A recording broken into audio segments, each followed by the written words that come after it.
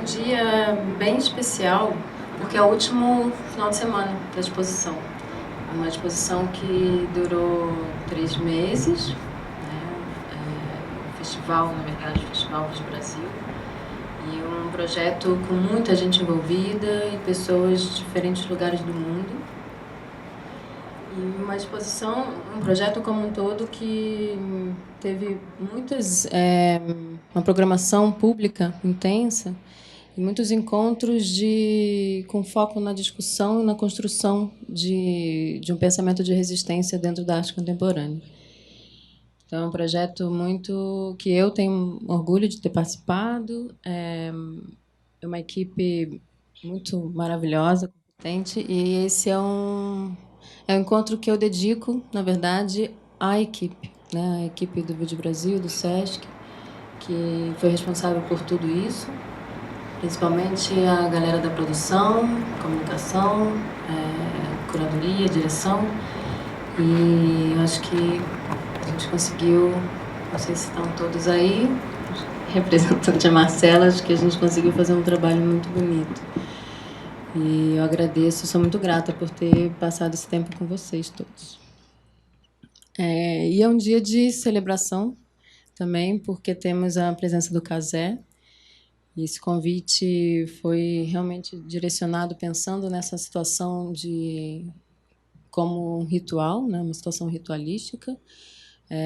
Cazé, Angatu, Chucuru, Tupinambá, que veio diretamente de Ilhéus, de território Tupinambá de Olivença, para essa fala, especialmente para o dia de hoje. É professor da Universidade, né, de Ilhéus, Santa Cruz, né, de Ilhéus. E logo depois vai sair rapidamente, voando diretamente para a aldeia, né, novamente. E depois ele pode contar um pouquinho do que vai acontecer amanhã também no território. E o convite para o Cazé foi para conversar sobre um dos núcleos, né, núcleos conceituais da exposição, que é o Cosmovisões. Além desse núcleo, tivemos outros, né, que também no final da fala a gente pode conversar um pouquinho sobre, mas a partir de um conceito geral de teoria das constelações, uma ideia que vai de contra, realmente, é um pensamento mais científico dentro da arte. E, além da Cosmovisões, outros como ecologias, políticas da resistência, histórias invisíveis, e ocorreram outras aulas abertas com os curadores, né, com a Ana Pato e o Diego Matos. E, pensando em celebração, a gente pensa em ritual. E ritual, eu lembro bastante da Silvia Cusicanqui, que é antropóloga boliviana, de descendência quechua, que está ultimamente muito próxima, né, muito próxima de mim nas minhas leituras. É uma guerreira do pensamento descolonial. E ela, em um dos vídeos, ela fala que ritual é pensamento. E se a gente pensa que ritual é uma palavra que foi nominada pelo colonizador e que, na verdade, todos os gestos do cotidiano para os nossos povos ancestrais são, ou eram e são, na verdade, uma comunicação entre o mundo material e o mundo espiritual. E se a gente tem uma retomada de consciência de que esses pequenos gestos continuam sendo essa comunicação, uma ideia de cosmovisão se torna também um empoderamento político, né? Um retorno e uma volta à nossa própria história. E é um pouco do que a gente vai conversar aqui, mas a ideia era trazer, apesar que a exposição aborda diferentes visões de mundo, né, de povos, de diferentes lugares, a ideia era trazer um pouco do que seria a cosmovisão dentro de um pensamento indígena brasileiro, especialmente o Tupinambá. E eu acho que é isso. Nós optamos por não fazer a visita hoje, por uma situação de pouco tempo do Cazé aqui, né? Realmente às 5 horas o sino vai bater e o avião vai estar esperando. para ele voltar rapidamente. Então, a ideia é aproveitar o máximo, né, da presença e do conhecimento e da troca com ele. E no final, a gente pode ir mais para frente, assim, até na área externa, conversar um pouco mais sobre a exposição, caso alguém tenha interesse. Mas é isso. Eu saio um pouco de cena e a gente se sintam à vontade para trocas também, né, Casé? Para a gente conversar e não é, apesar do nome aula aberta, mas é na verdade uma grande conversa. Obrigada. Quer que eu tire a cabeça? Alguém me ajuda aqui?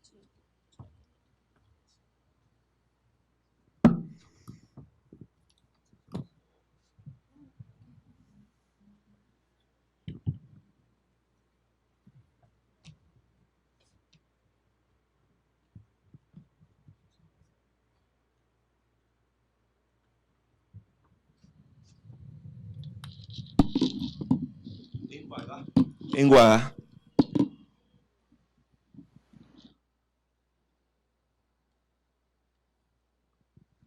Auá, Abecoabe, Mucatiá, Maé Mobiatã, Maé Mucatiá, Caturupi, Emi, Pioré, Icombé, Inhandé, Mujujucá, Pepi,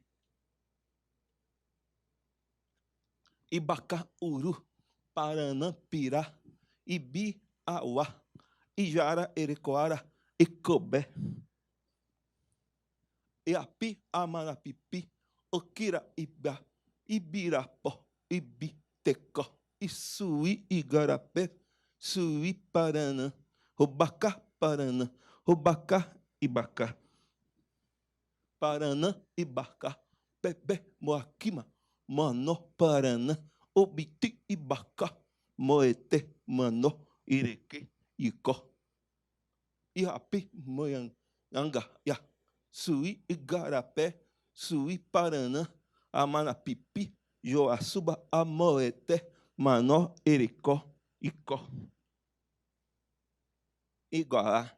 Iguará quer dizer a fala de índio. E isso que a gente leu aí é uma poesia que a gente fala dessa cosmologia da água. A água em tupi é I, I.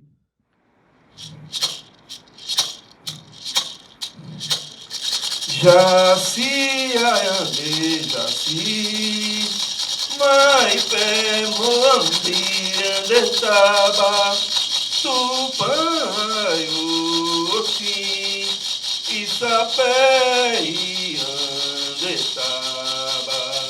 Ixé, Só, Jesse, Jaci, Oi, peixe bom, Ixé, Só, Xé, Tupã, em Andetababi, Ixé, Só, esse Jaci, oi, peixe bom, Ixé, Só, Xé, Tupã, em Andetababi, Ramama, Etabama, Tupiatã, Tupã, Ramama, Etabama, Amapauí, Neibetã,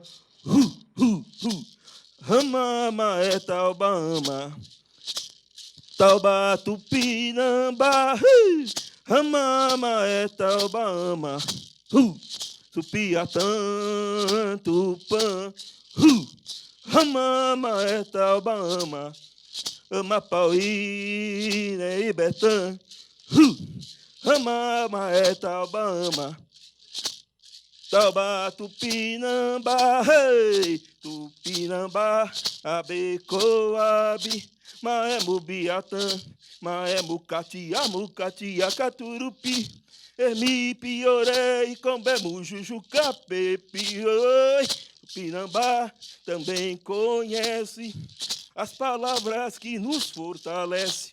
Que palavra é essa? É a palavra de fé que mantém o meu povo em pé.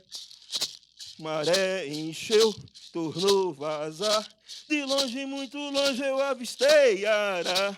Minha palhoça coberta de sapé. Meu arco, minha flecha, minha cabaça de mé. Oi, maré encheu, tornou vazar. De longe, muito longe, eu avistei Ará. Minha palhoça coberta de sapé. Meu aprugo, minha flecha, minha cabaça de pé. Eu moro na mata. Eu moro na mata. Eu moro na mata. Eu moro na mata. Oh, rameia meus índios na chapa. Oh, rameia meus índios. Tupã nos céus, índio na terra. Tupã nos céus, índio na terra. Bora ver quem pode mais. Tupã no céu. Bora ver quem pode mais. Tupã no céu. Aí. Essa é a nossa abertura. Obrigado aí por você estar aqui presente. Obrigado pelo convite feito pelo festival, pela Beatriz. É uma alegria estar aqui. A gente é lá de Olivença. Olivença é um distrito de Ilhéus, território sagrado do povo tupinambá, um povo que dizia estar extinto, né? Aqui no Brasil mataram os tupinambás, pensaram que tinham matado os tupinambás no século XVI para o século XVII. Assim, mesma coisa com os Guatô do Mato Grosso, com os Muras do norte e com os Charruas do sul. Nós não estamos mortos, nós estamos vivos e aqui estamos presentes. Essa canção que você viu é a canção ritual do povo tupinambá, do ritual que a gente faz, chamado Porã Si. Si é mãe, Porã, bonita, é a mãe bonita. Jaci, já é luz, Si é mãe da luz. Jaci é a lua, nós somos filhos de Jaci, nós somos filhos da mãe lua que não é uma entidade do céu, é uma entidade encantada. E essa é um pouco da parte da nossa cosmologia. E eu fiz questão de falar um pouco em tupi. Por quê? Porque é uma língua que é muito desprezada e ela tem muito a ver com a minha cultura e com a sua cultura. Eu costumo dizer que você não fala português, você fala tupi misturado com alguma coisa de português, e porque a gente sabe disso. E por falar em cosmologia, a gente brinca, né, na nossa cultura que há várias formas de você falar da vida, né? A gente tem uma relação com a mata, com os encantados da mata, né? Os encantados, para nós, todos os seres encantados. Muita gente pergunta, assim, como eu estou fazendo agora, Cazé, por que o índio, quando fala, ele olha mais para o chão? É porque a gente tem cuidado com as coisas, né? No chão tem os bichinhos, tem as plantas, né? E a mata a gente tem todo o respeito com ela, e assim, a mesma coisa a gente com ela. E agora fiquei sabendo que estão matando macaco, falando que macaco é o portador da febre amarela. Que estupideza, é uma estupidez humana. Lá na nossa aldeia, se aparece uma cobra venenosa, lá a maior cobra venenosa é o pico de jaca, né? Ela picou em 5 minutos, você morre. Você não mata a cobra, ela é uma mensageira, era um ser encantado, que ela está avisando a você que ali tem cobra. Aí você pega a cobra e a devolve à mata. Não mata a cobra. Isso que estão fazendo com os macacos é um absurdo. Viva longo aos macacos. Nós recebemos aí, falamos sempre dos nossos encantados, né? Nossos anciões, a licença a eles, a licença ao nosso Morubixaba. Cacique é palavra de banco. Nossas lideranças se chamam Morobixaba. Morobixaba em tupi quer dizer liderança espiritual. Esse aqui é o nosso cacique Gildo, é o cacique da minha aldeia. O cacique, de vez em quando, ele mesmo é um pajé. Ele também tem o poder da cura. Aliás, você também tem o poder da cura. Estava falando isso com a Beatriz. A minha ideia aqui de cosmovisão não é aqui dar um exemplo de cosmovisão para você seguir, né? É mostrar também que você tem uma cosmovisão. Todos aqui têm uma ancestralidade. A licença aos nossos moribixabas. A licença às nossas cunhãs, as mulheres, né? Auá é índio, né? A licença aos nossos índios velhos, nossos índios novos. A licença às nossas crianças, a licença à natureza sagrada e a nossa luta ritual. A licença àqueles que morreram. Isso aqui é mascarado, morto. A gente não esquece dos nossos mortos, né? A gente fala muito a partir do poder dele, Gigi, também encantado. Na tradição indígena, você não morre, você encanta. O que você encanta? Você vira um ser da mata, vira um trecho de rio, um trecho de água. Eis a relação da gente com a natureza. Então, a terra, para a gente, não é terra. Não é reforma agrária que a gente fala. A gente fala de território. E vendo a exposição aqui, interessante, se você não viu ainda, veja agora, depois dessa fala, e veja amanhã, vem aqui amanhã. Você vai ver um monte de vídeo, né? A África, a América Latina, o mundo árabe, esse sul do mundo, que é o mundo que nós pertencemos, a relação das pessoas com a terra. A terra é o sagrado. A terra é onde nós estão nossos encantados. Quando um encantado nosso, quando um índio, uma índia morre, ele não é enterrado, ele é plantado, né? Então a gente sempre, quando a gente vai falar, traz a memória desses encantados da natureza que estão aí. Eles não foram enterrados, foram plantados. E aí vamos começar a nossa exposição. Já pedi a licença, né? Isso aqui está um pouco lento, mas... Existência é arte, resistência é arte na essência da natureza. Natureza é essência na arte da resistência. O que seria uma arte para um índio, né? Eu costumo dizer que a gente é artista sem saber que é artista. Os povos indígenas, os povos da terra, os povos que vivem na terra na África, os povos que vivem na terra no mundo árabe, por ter essa relação com a terra como território e não como propriedade privada, em si, essa nossas diferentes cosmologia, ela já é anticapitalista, ela é antimercadológica, ela é anti-Estado, né? Quando você pensa a terra como território, como sagrado, e não como unidade produtiva, como lugar para se produzir, mas como lugar para estar, para se sentir bem, para fazer o seu culto, para fazer o seu ritual, o Estado, o sistema, o mercado não vai te querer bem, né? Ele sempre vai ser contra vocês. Nós não éramos donos da terra, nós somos a terra. Esse é um conceito-chave para entender a cosmologia. De que cosmologia eu estou falando? São mais de 300 povos indígenas do Brasil. Mais de 300 povos indígenas do Brasil. São mais de 270 línguas. Segundo o IBGE, eu acho que são mais, bem mais. De qual cosmologia eu estou falando? Eu estou falando da cosmologia da qual eu fui criado, né? Meu pai é chucuru, né? Meu pai é chucuru, minha mãe é caiuá. Mas minha família toda é chucuru. Eu fui criado na tradição chucuru tupi.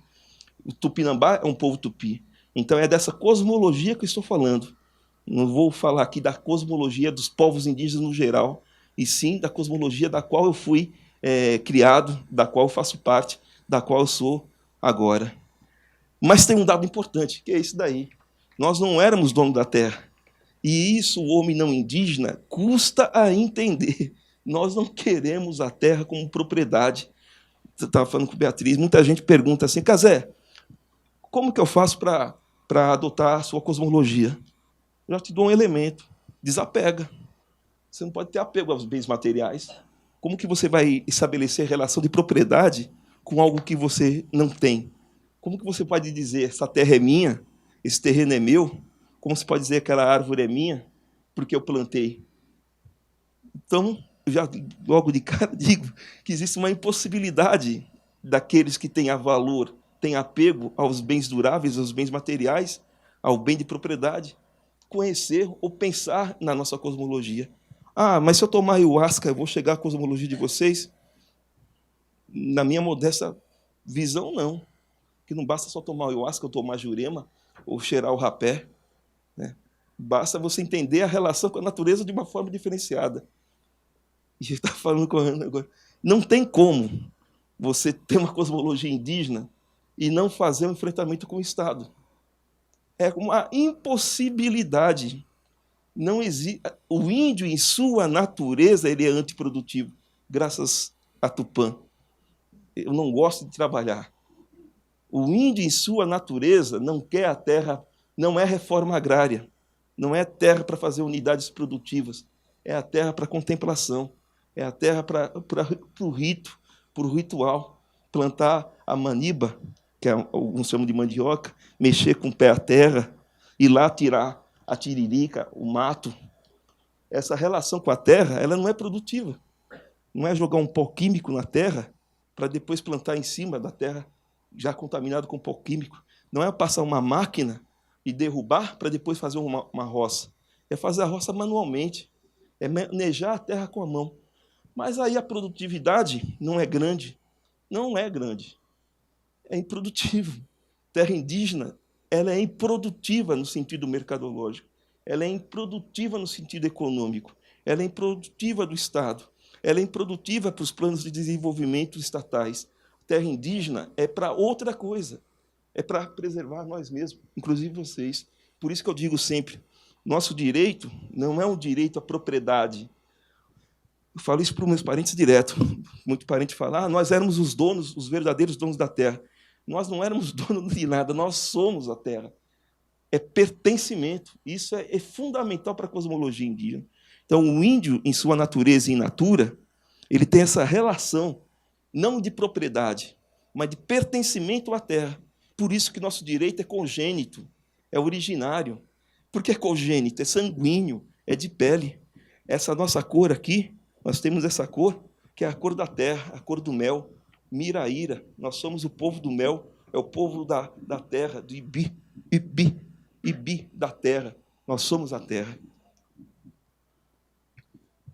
Por isso que quando perguntam para que índio quer tanta terra, se não produz? Assim falam os que são contrários a nós, então respondemos, porque nós somos a terra e protetores da natureza. Veja a exposição. Vocês têm que ver, é muito boa. Né?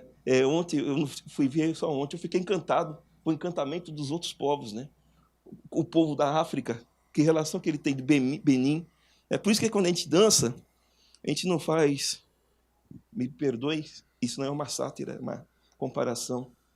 Ave Maria, cheia de graça. Amém. A gente não quer sair da terra para ir para o céu.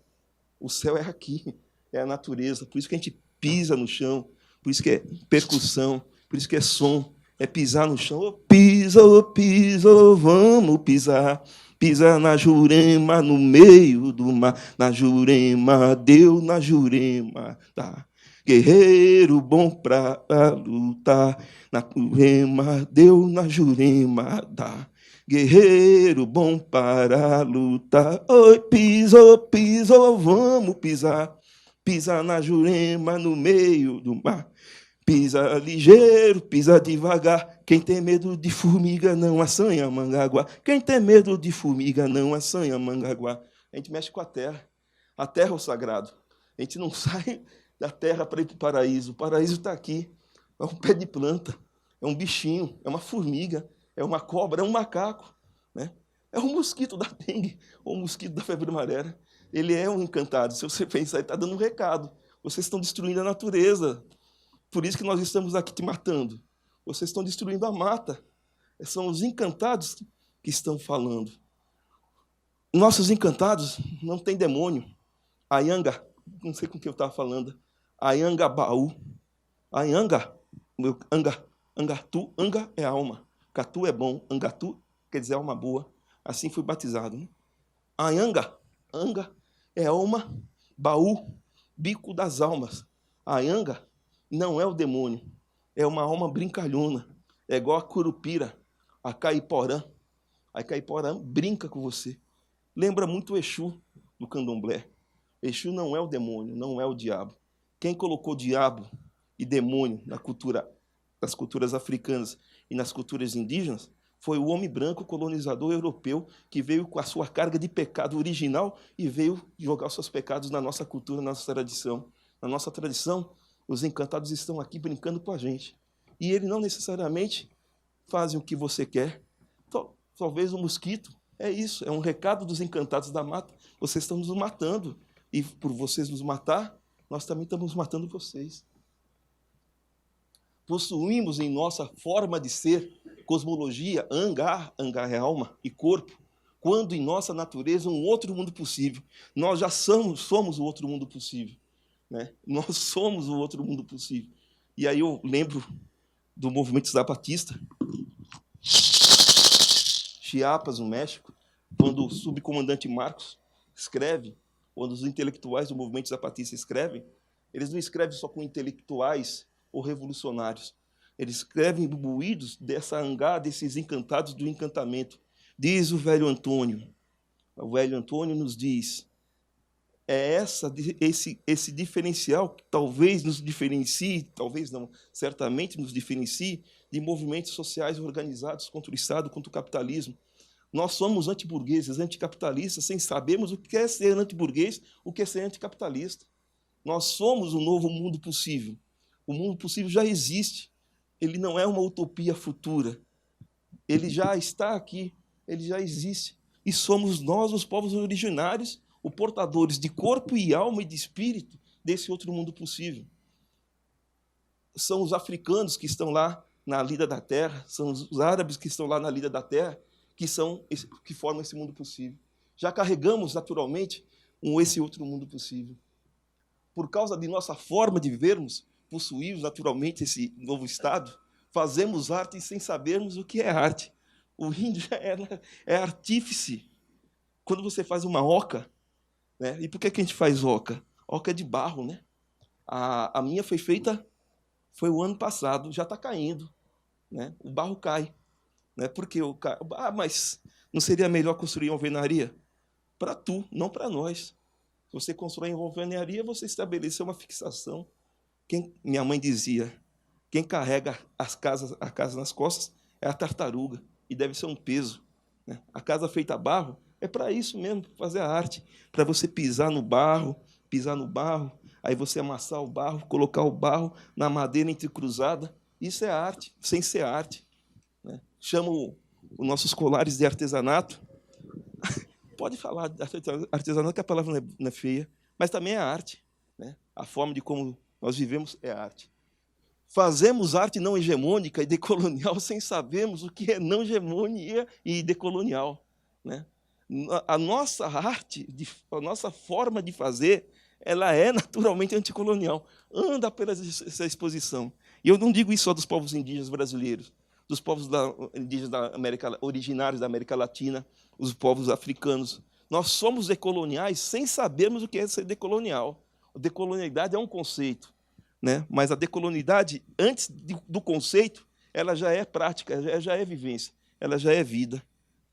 Fazemos ação direta desde que nascemos. Os povos indígenas estão numa ação direta contra aqueles que invadiram esse país há 518 anos. Os povos africanos estão há séculos numa ação direta contra o europeu que invadiu a África, contra os povos europeus que invadiram o mundo árabe.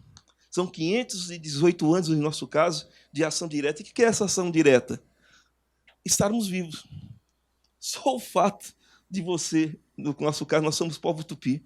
No começo do ano passado, no Sesc Cuiabá, conversando com a parente, o Alapiti, nós fizemos uma mesma mesa, né? O Alapiti é lá no xinguano, né? Pouco fala a língua. Ela dizia, Casé, vocês lá do litoral, vocês índios nordestinos, vocês índios do nordeste desse litoral, vocês são nossos guerreiros ancestrais. Né? Há 518 anos eles invadiram por aí, e vocês, depois de 518 anos, ainda continuam batendo no peito e dizendo, nós somos índios. Nós somos índios. Mesmo que, por vezes, não pareça com aquele índio idealizado que vende para você. Mesmo que, depois de 518 anos, você tenha índio negro. Na Bahia tem índio negro. Você tem o afro-indígena, e ele se assume como índio. Há 518 anos, esse negro que é índio, esse índio que é negro, e que se assume como índio, e por vezes se assume como negro, bate no peito, eu sou índio, não tenho aparência, não tenho o cabelo liso, não tenho o olho esticado, não tenho aquele índio que te idealizaram, mas eu sou índio. É isso que é a ação direta. É uma ação direta que há 518 anos resiste. Nós fazemos ação direta sem saber sequer o que era ação direta. Somos, sem sabermos, naturalmente, não hegemônicos, decoloniais e libertários. Uma vez me chamaram para falar sobre a relação entre os povos indígenas e o marxismo. Eu disse, se Marx conhecesse o povo tupinambá, talvez ele virasse um tupinambá. A gente devorou o Marx. Outra vez chamaram, então, aí o pessoal que é libertário Por que você não faz uma fala, então, os povos indígenas e o movimento anarquista? Pronto, está feito, é fácil. Não é difícil, não. Sem ler Proudhon, sem ler Bakunin, sem ler Marx, nós já somos tudo aquilo que eles falaram. Nós somos anti-hegemônicos, nós somos anticapital, nós somos antimercadológicos, não como um propósito ideológico, claro, objetivo, sindical, partidário, ou de objetivo ideológico contra o Estado. Esse é meu livro que eu estou vendendo aí. Depois veja lá o livro. Tem um livro e o artesanato, viu? Eu podia estar matando, eu podia estar roubando, mas o Temer chegou primeiro. Esse meu livro demorou um ano. Esse livro tem 19 anos. Há 19 anos eu escrevi esse livro chamado Nem Tudo Italiano. Demorou um ano para ele ser publicado, porque o revisor da FAPESP, do órgão do governo do Estado, dizia: não vejo resistência sociocultural na cidade de São Paulo no século XIX, porque um índio ou um negro, ou uma negra ou uma índia está andando descalço nas ruas da cidade. Foi um ano de troca. 19 anos não tem internet, viu? Há 19 anos atrás. É carta, né? Troca de correspondência, convencendo o leitor que a resistência dos povos originários, indígenas, negros, caboclos, caipiras, ela não é sindical, ela não é partidária, mas é resistência sociocultural feita no dia a dia, na dinâmica de ser, na forma de falar, na nossa indolência. Eu adoro ser indolente, sou mesmo. Chama a gente de... Sempre digo, falam que baiano é folgado, falam que índio é folgado. Índio baiano é folgado 2 vezes. E eu tenho muito orgulho disso, de ser folgado mesmo, a gente folga mesmo. Eu só não acendi o cachimbo aqui por causa de Beatriz. Senão eu tinha acendido o cachimbo, mesmo falando que não é para acender o cachimbo. Mas assim, não por causa da direção do SESC, mas sim por causa da Beatriz, que está fazendo a curadoria e fez o convite. A gente é indolente mesmo. A gente é indolente porque a gente não é igual, a gente é diferente. Essa é a nossa cosmologia. E não é só dos povos indígenas. Veja a exposição. Né? Como que chama o presidente dos Estados Unidos? O Trump. Você viu o que ele falou ontem? Né? Nós somos merda, né? Países de merda, países da América Latina, países da África. Nossa, eu fiquei feliz. Ficaria triste se ele elogiasse a gente. Um elogio de Trump seria um xingamento. Nós somos isso mesmo para eles, porque nós não somos iguais a eles. Nós não bate, não tem como, né? Em nossa natureza, somos naturalmente anticapitalistas, antimercadológicos. É claro.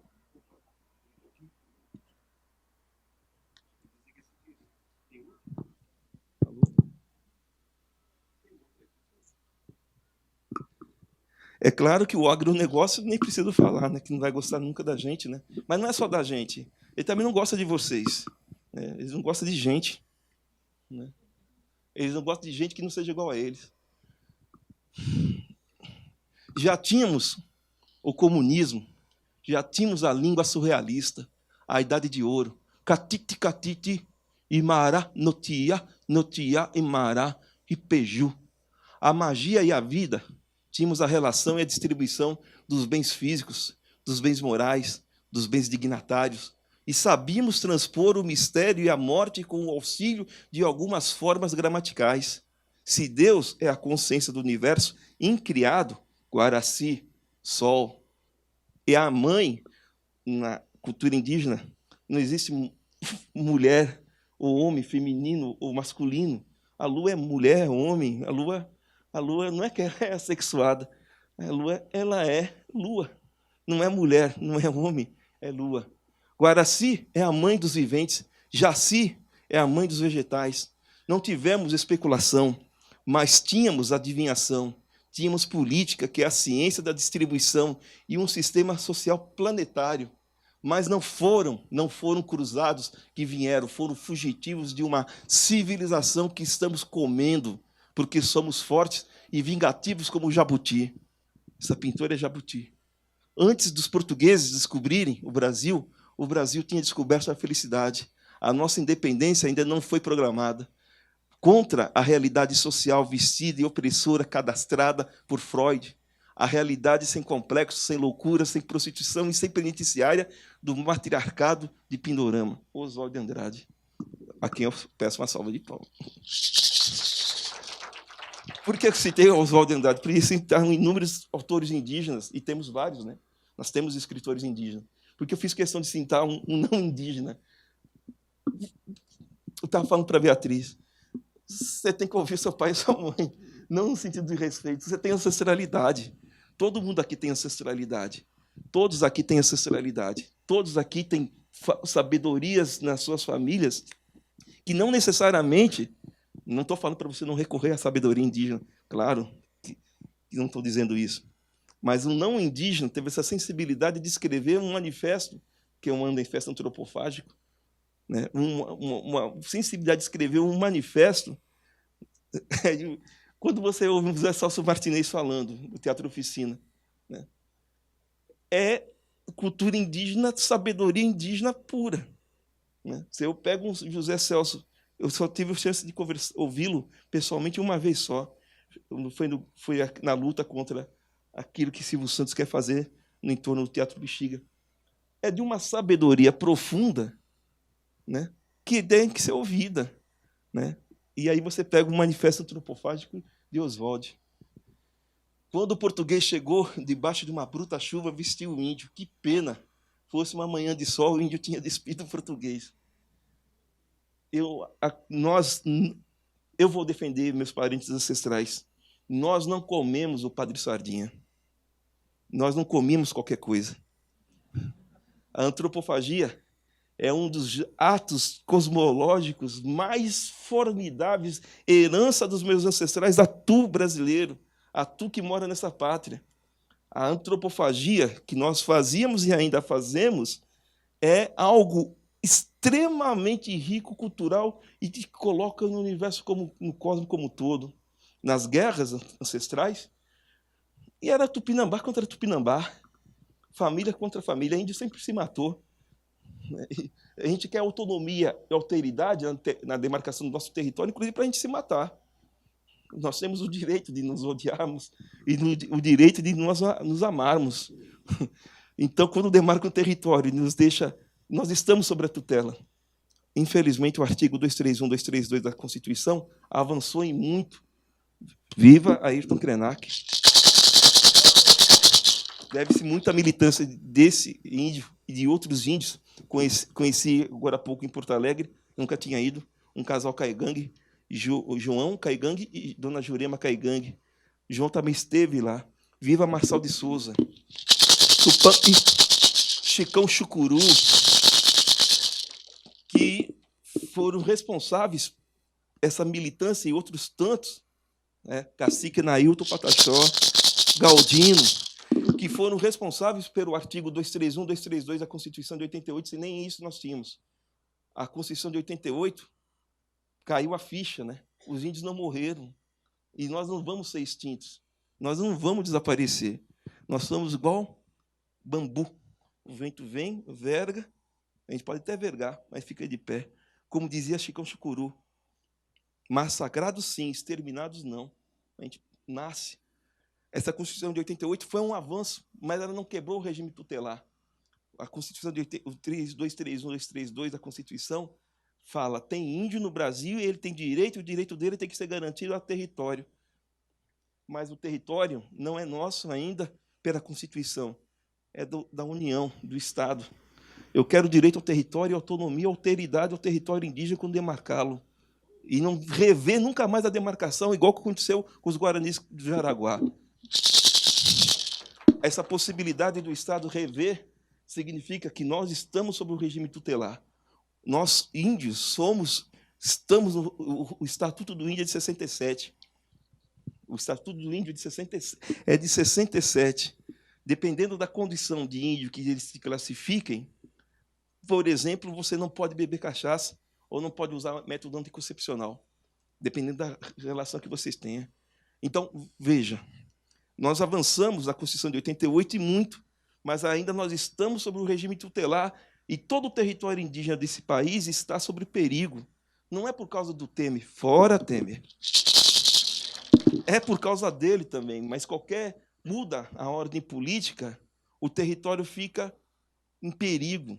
E aí eu quero chamar vocês para, quando nós lutarmos por demarcação, vocês façam parte dessa luta. É nosso território. É nosso território, nós temos direito, não como propriedade, mas sim como zeladoria, como pertencimento. Num dia em que não existir mais índio, você não vai existir mais, tenha certeza, ou vai existir muito mal, né? Porque nós protegemos o território e protegemos a terra.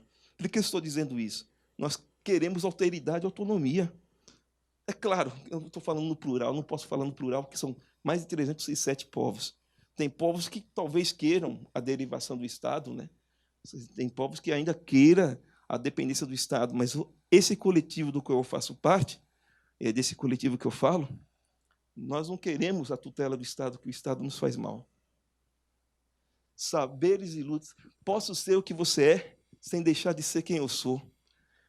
Essa é uma frase do movimento indígena de uma inteligência quase absurda, no sentido de profundidade dela. Por quê? Porque nos congelam no século XVI. E por que nos congelam no século XVI? Nos congelam no século XVI para dizer, não existe mais índio. Se não existe mais índio, não existe o direito ao território. Esse é o segredo. Então, quando lhe vende a imagem de que índio é o índio daqueles índios do século XVI, a índio que é índio tem que andar pelado no meio do mato. Então, tá bom. Então, eu quero que o português ande com a roupa do século XVI. Eu quero que o chinês ande com a roupa do último imperador chinês que teve. Eu quero que todo mundo se congele, né? Eu quero que você ande pelado desde que você nasceu. Então, você nasceu pelado, você tem que viver pelado o resto da vida. Nós temos uma dinâmica própria, tá certo? E por que eu digo isso? Nós, o povo tupinambá, conforme eu disse, fazemos antropofagia. Uma antropóloga disse para a nossa cacique Valdelice, se vocês forem tupinambás, nós estamos perdidos porque os tupinambás comiam carne humana. A cacique Valdelice respondeu a ela, ela que fique tranquila, que a gente não comia qualquer coisa. E a antropofagia é um rito, é um ritual, é o sagrado da gente, como o cachimbo. Eu não sei se você experimenta a huasca com quem, tomara que seja com um índio, né? Que esteja te encaminhando com o rapé. Isso é sagrado para a gente, é o sagrado. Seria a mesma coisa que eu chegasse ou mudar de posição. Está vendo? Foi falar do sagrado. Sabe por quê? Eu ia dar um exemplo aqui, mais ou menos assim. Acho que foi por isso que... Imagine você, índio, chegando numa igreja católica, chegando para o padre falando, ô padre, me presta o seu cálice. Para quê, filho? Para tomar uma cachaça. Está vendo? Tá aqui. É o padre. Alô? Alô, alô? Alô? Alô, alô? Bom, aí chegando lá para o padre, falando, ô padre, me presta o seu cálice. Para quê, meu filho? Para poder tomar uma cachaça. Ô padre, me presta... Eu acho melhor trocar. Vou falar sem microfone também. Vou falar sem microfone. Pode ser. Ou se não, chegando para o pastor e falando, pastor, me presta a sua Bíblia. Para quê, meu filho? Para eu enrolar o meu fumo aqui. A ayahuasca. Tem que mudar o microfone. Está sendo gravado, né?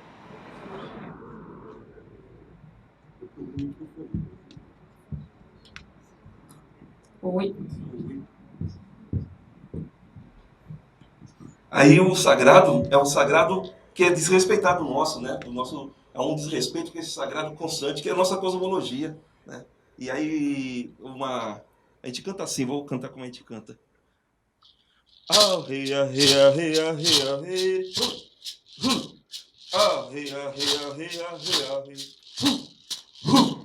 Ah, rei, ah, rei, ah, rei, ah, rei, ah, rei. Ah, rei, ah, rei, ah, rei, ah, rei, ah, rei. Tupinambá vai te pegar, vai te comer. Tupinambá vai te pegar, vai te comer. Tupinambá vai te pegar, vai te comer. Tupinambá vai te pegar, vai te comer. A gente fez essa música para provocar mesmo. A gente canta essa música justamente para mostrar que a gente não vai comer você que necessariamente se você não for merecedor. Essa antropofagia que eu estava lhe dizendo, talvez seja um dos elementos mais sagrados e mais admiráveis da nossa cultura. Por quê? Ele pega o inimigo, transmuta o inimigo, vai morar com a gente o inimigo, se bem que não pode nem chamar o inimigo. Podemos dizer aquele que não é amigo. Melhor seria. Mora com a gente, a tradição antiga, fica um ano na aldeia, come, bebe, engravida. Eu penso que engravidar não é só uma mulher que engravida, ou também está engravidando junto. Ele se engravida, né, as parentes, e depois de um ano ele é morto. Ele é antropofagicamente devorado num ritual de respeito, porque se ele não fosse um guerreiro, ele não estaria lá sendo devorado. Se ele não fosse um guerreiro, ele teria acovardado e voltado para a aldeia de origem dele. Se ele não fosse um guerreiro, ele não estaria lá até o fim. E por isso que ele é merecedor de ser devorado. E por isso que ele é merecedor de ser antropofagicamente comido. E talvez seja essa uma das maiores contribuições do povo tupi para a sua cultura. Nós, os brasileiros, o brasileiro típico, ele tem essa ação antropofágica quase o tempo todo de pegar a cultura do outro, e ir devorando, e criando essa cultura nova. Por isso que essa quase língua portuguesa que você fala tem muito da língua tupi. Vou dar alguns exemplos. Toró. Vai cair um toró. Acho que vai cair hoje mesmo um toró. Toró é tupi, toró é pancada. Vai cair Itororó. Pancada na pedra. Água que bate na pedra. Itapetinga. Pedra branca. Piratininga. Peixe secando no rio das várias curvas. E esse peixe, ao secar, o tamanduá tei ia comer as formigas que comiam esse peixe. A cultura não indígena está repleta dessa antropofagia nossa. Travou.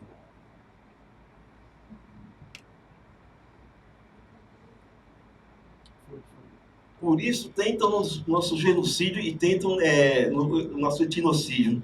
O que é esse genocídio? Genocídio é a morte física mesmo. Vai lá e mata, né? É o que acontece lá com os parentes do Mato Grosso do Sul. Salvo os Guaranis Kaiowá. É um verdadeiro genocídio contínuo que está acontecendo com os Guaranis Kaiowá no Mato Grosso do Sul. Mas não é só lá. Só o ano passado, em Tupinambás, foram 12 mortos. É muito índio morrendo. Quer apostar quanto que esse índice, esse número vai aumentar mais esse ano aqui ainda. Mais esse ano ainda. O etnocídio, esqueci de falar, o etnocídio é a morte étnica, a tentativa de fazer com que você pense que esse índio que está ao seu lado não é mais índio porque ele está ao seu lado. Salve Jabras Pancararu que está aí. Jabras e Pancararu, pernambucano, que mora em São Paulo. O Real Parque é Pancararu. É índio. São Paulo é a quarta maior cidade indígena do Brasil. Eu vou repetir. São Paulo é a quarta maior cidade indígena do Brasil. Eu vou repetir. São Paulo é a quarta maior cidade indígena do Brasil. É a maior cidade baiana depois de Salvador. É a segunda maior cidade baiana depois de Salvador. Acho que é a Vitória da Conquista ou Feira de Santana. Deve ter 800 mil habitantes. São Miguel Paulista tem 900 mil habitantes. São Paulo é a segunda maior cidade indígena do Brasil, a segunda maior cidade nordestina do Brasil, e muitos desses nordestinos são índios que estão do seu lado. Como que eu sei disso? Aí é bom você andar, se um dia você andar comigo e fomos... Aqui não, porque aqui é um bairro nobre, né? Aqui não tem nem boteco. Você disse que ontem vim conversar com a Beatriz, tem que achar um boteco. Fui andando até o metrô Barra Funda, não tem boteco. Não é bairro de pobre, né? Agora, se você for nos botecos comigo, lá do Parque Dom Pedro, da Zona Leste, das periferias, você vai ver como que eu sou tratado. É reconhecimento automático. Né? É automático, é quase mecânico. O cara é nordestino, já sabe pelo sotaque. Ah, de onde você é? Da Bahia, você é de onde? Você é de Pernambuco? Ah, Pernambuco. Ah, que lugar? Sou de Pesqueira, Pesqueira. Ah, lá tem chucurá. Ah, eu conheço lá os chucurus. Né? Você tem São Paulo é a quarta maior cidade indígena, graças aos nossos parentes guaranis. Salve os guaranis, na Zona Sul, Palheiros de Araguá. Mas não é só por causa dos guaranis. A maior quantidade de índios em São Paulo não é guarani. A maioria dos índios em São Paulo é índio nordestino.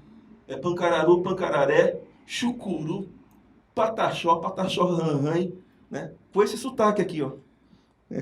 Aliás, o índio tem sotaque, né? Quando estive lá no Rio Grande do Sul, conversando com os caigangues, e tem aquele sotaque gaúcho, estranho, né?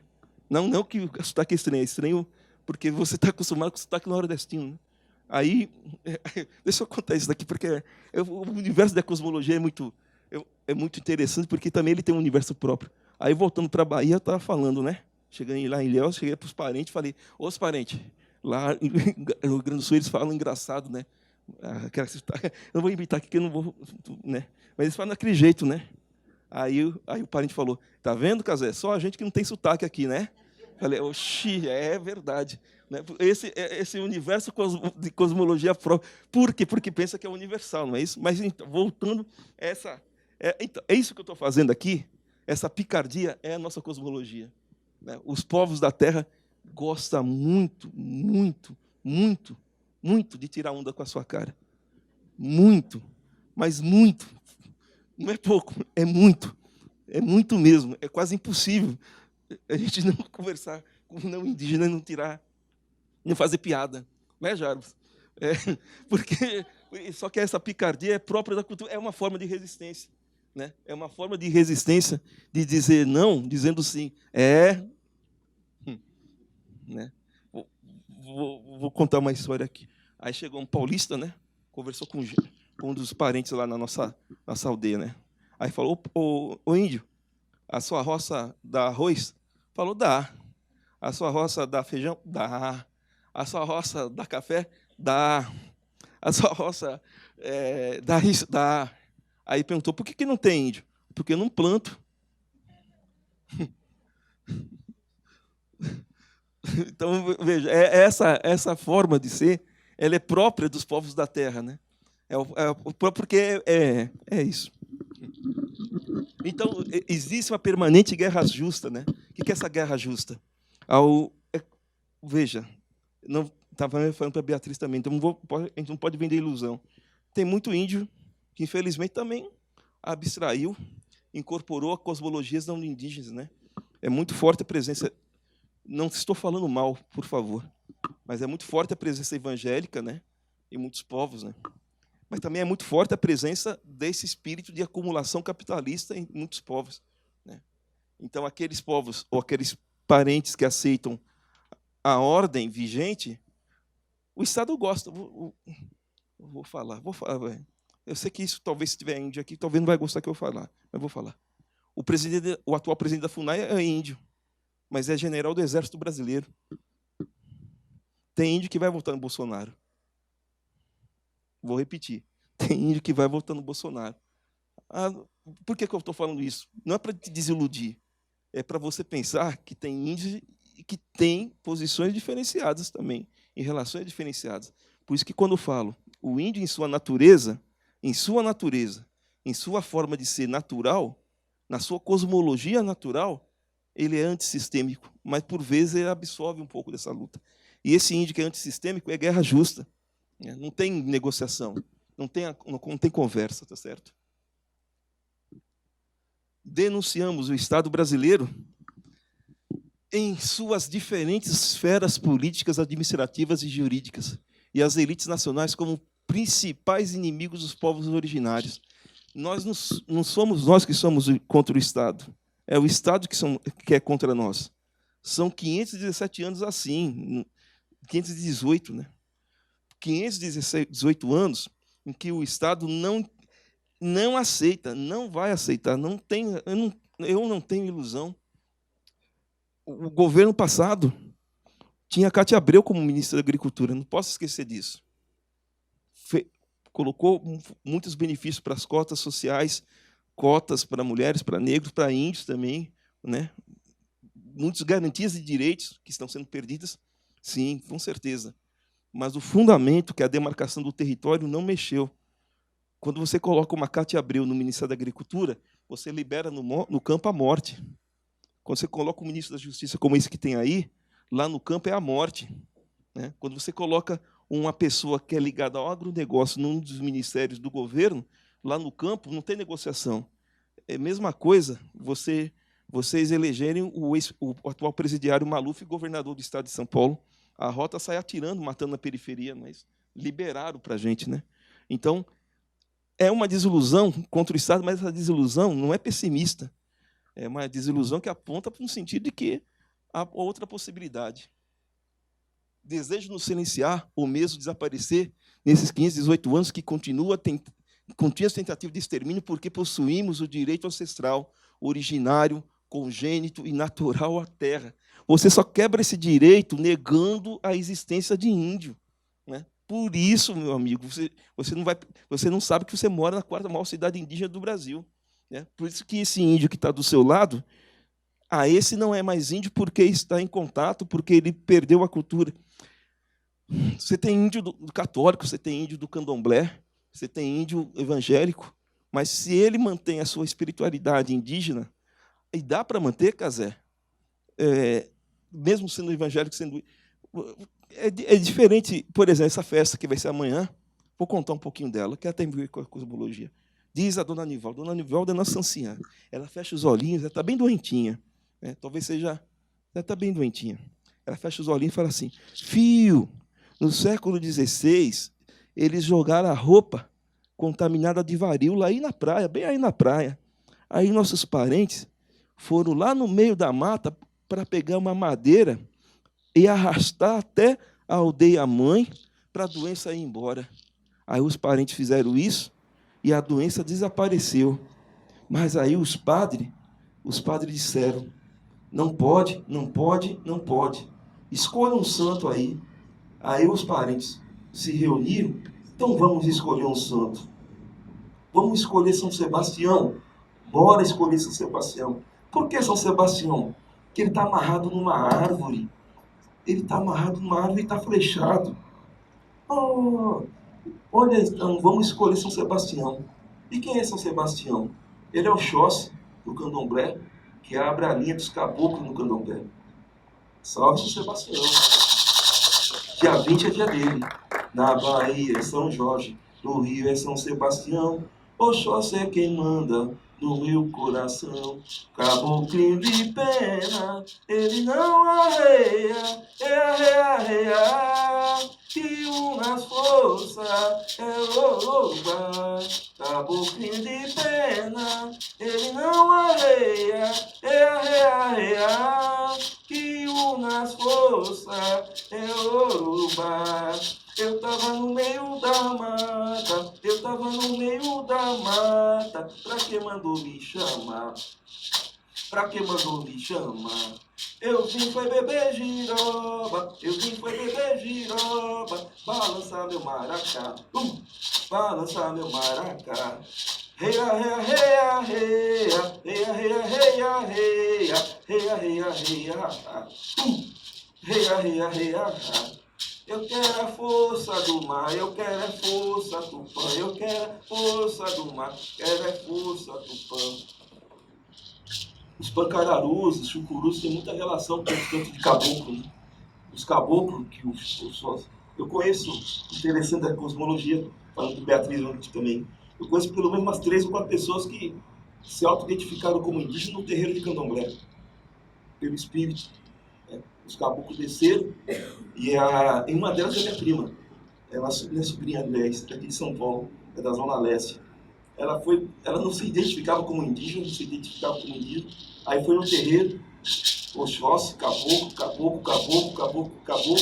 Hoje ela é indígena, se auto-identificando como indígena através da cosmologia do candomblé, que tem uma relação profunda. Não é a mesma coisa.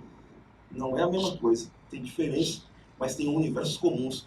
Por isso que eu novamente falo, vejam a exposição aí, quando você vê o povo do Benin, é Benin, né, Beatriz? Esses escravos que saem daqui e levam o samba para Benin, e aí eles criam uma dança, uma música, um ritmo, que é de ex-escravos brasileiros que levou o samba para Benin. E aí o povo do Benin fez aquela... Essas são as culturas que circulam, né, porque são os universos e cosmologias muito semelhantes no mundo de relação da Terra, tá certo? Então, guerras justas. Criminalizar. E o que é essa criminalização? Nenhum índio vai ser preso, ou nenhum povo da Terra vai ser preso, porque faz a luta, porque faz a retoma. O que é uma retomada?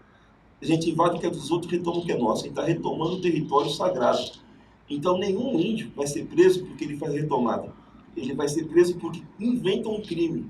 Agora, nos nossos territórios, em Oliveira está acontecendo isso direto, eles estão criminalizando a gente pelo tráfico. Aliás, o crime do pobre hoje é o tráfico. Vou dar um palpite numa área que não é minha, mas também é minha porque eu tenho parente preso. Quer resolver o problema de cadeia desse país?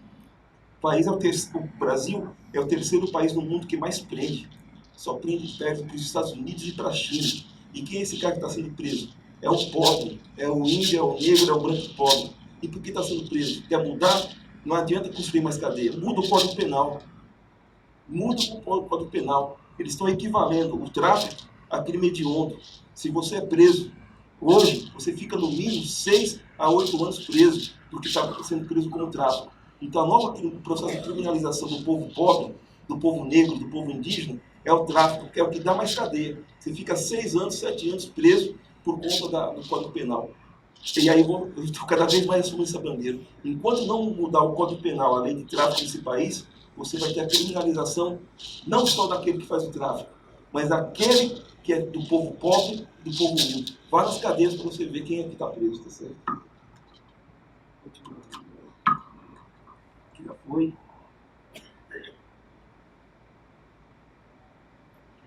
Resistência que será que se destina. Resistência é a arte na essência da natureza. Eu fiz isso daqui com vocês aqui. Foi ontem à noite, né? Ontem à noite, depois de ver a exposição. Ontem à noite nada. Foi ontem, né? Foi quando eu tirei o disquete para você. Aí eu fiquei inspirado a escrever isso daí. Vê se faz sentido para tu. Resistência é a arte na essência da natureza. Natureza é a essência na arte da resistência. Tá vendo? Inspiração dos encantados da noite, tá certo? Então é isso. E a gente resiste. E o que é essa resistência? É a luta pelo território. Não foi... Você quer fazer um favor para mim, você que gosta da gente, gosta de índio, da cultura indígena, da nossa ritual, da nossa cosmologia? Pauta a luta pela terra. Você não pode ficar só cultivando a nossa cultura. A gente é bonito mesmo, eu sei. Mas não é só pela nossa beleza, pelo nosso ritual, pela nossa ayahuasca, pela nossa jurema, pelo nosso sagrado. A gente está lutando pelo território. Se nós não tivermos território, a gente perde vida. Né? A terra é fundamental. Ah, mas tem os parentes aqui que moram em São Paulo, conforme eu disse, né? Tem parentes que moram em conjunto habitacional. Eu imagino o sofrimento que deve ser não ter a vida com a terra. Amanhã, meu Deus do céu. Amanhã eu vou estar lá no meio da mata, puxando o maço. A gente vem trazendo esse maço a 7 quilômetros. 7 quilômetros. É lá na minha aldeia, vai ser, né? Perto da minha oca. A gente vai buscar, antes você fala, mas está o índio cortando uma árvore. Dá vontade de bater quando alguém fala isso.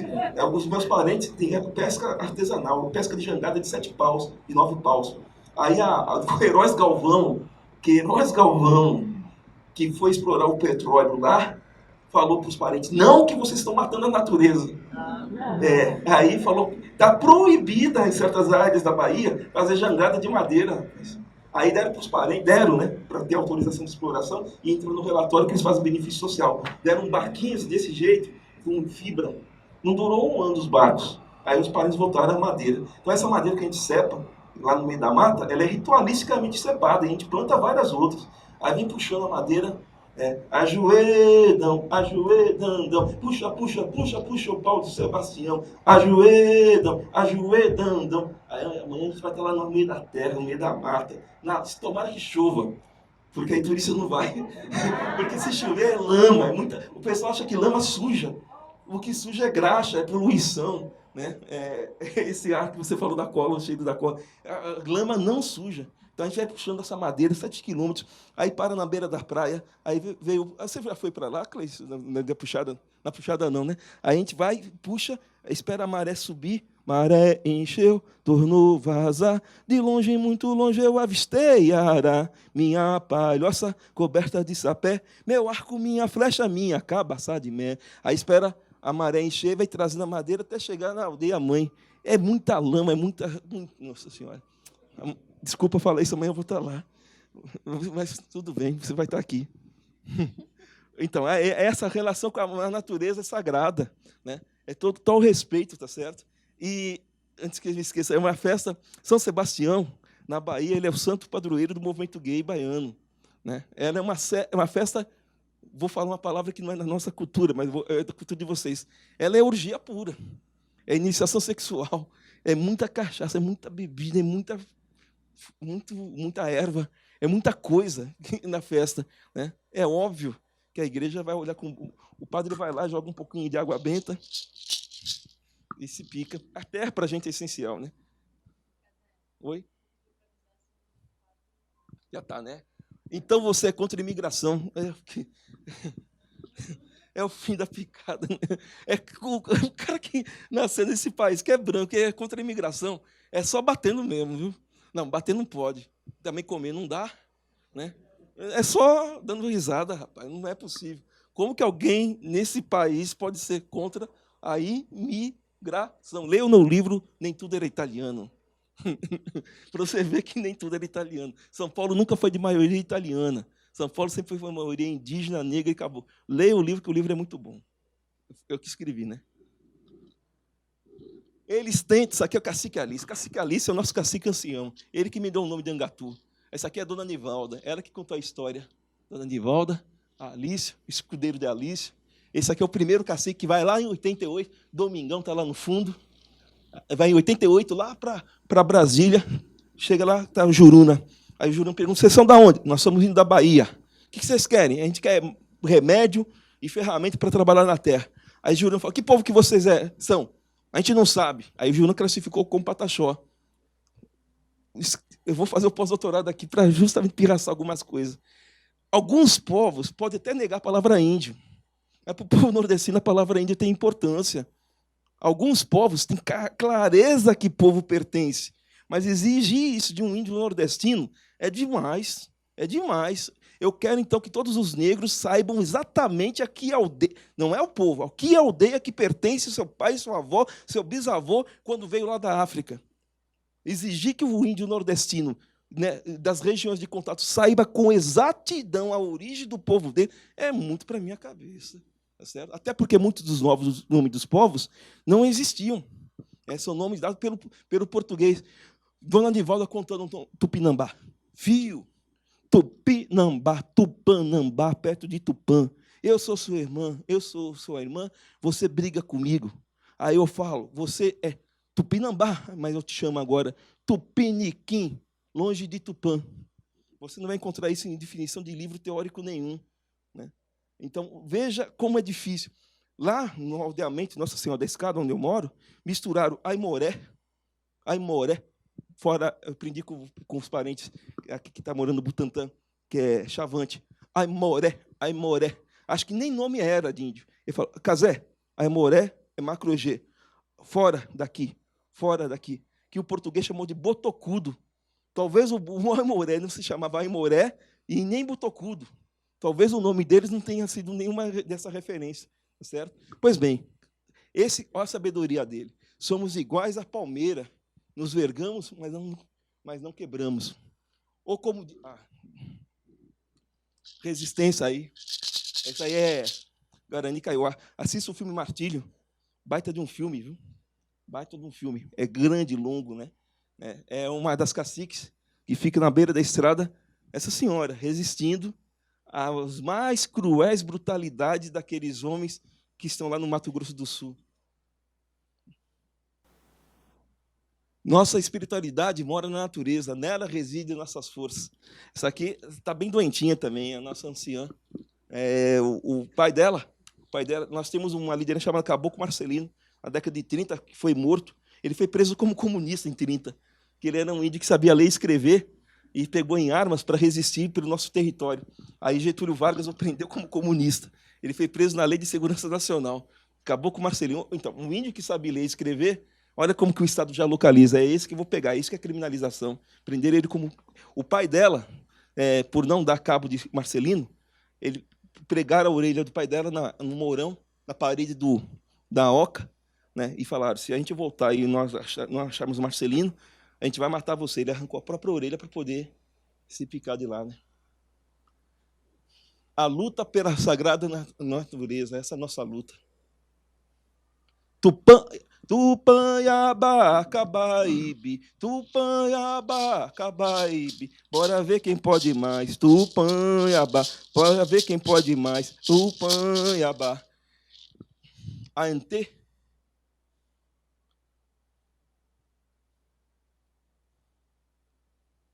Fim. Mas a história não tem fim.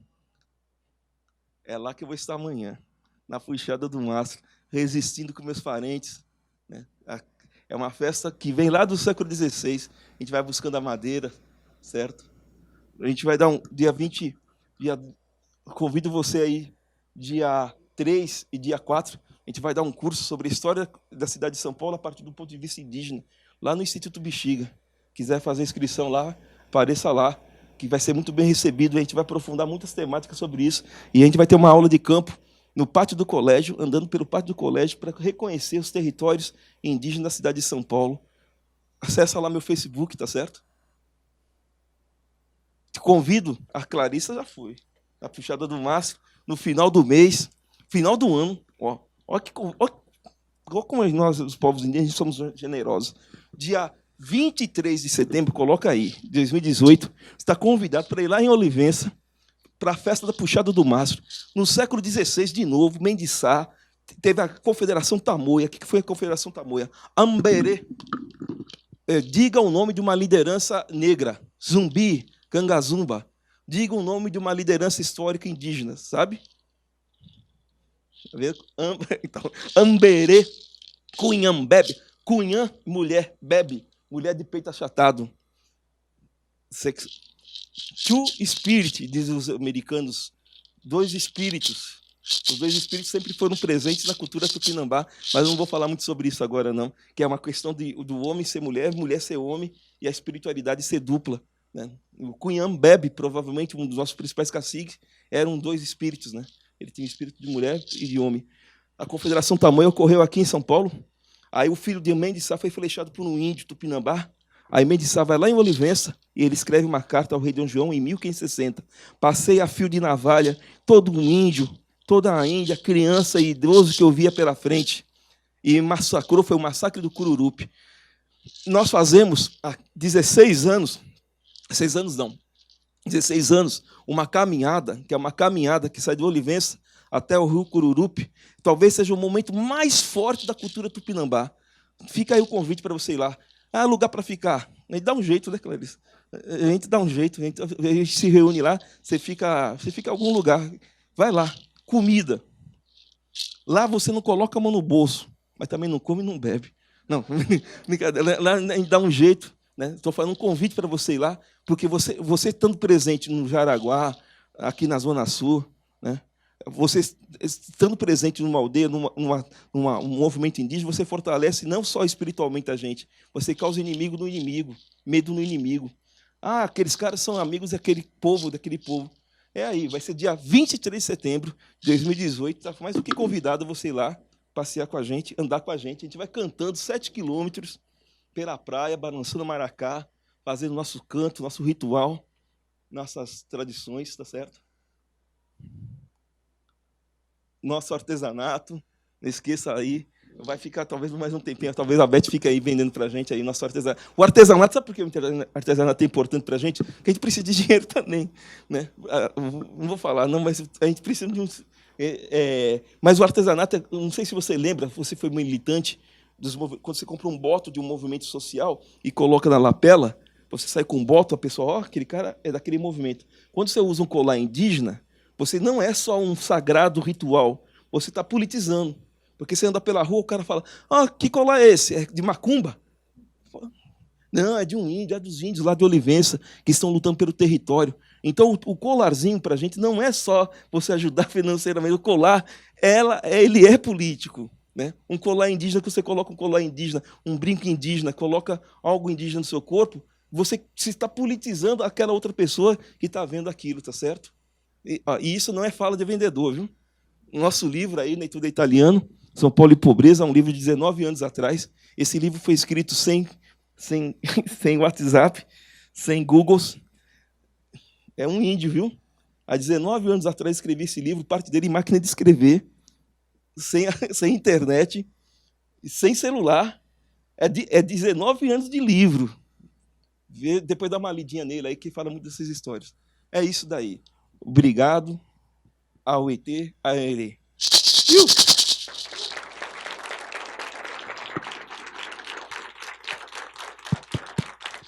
A gente abre para o debate, né?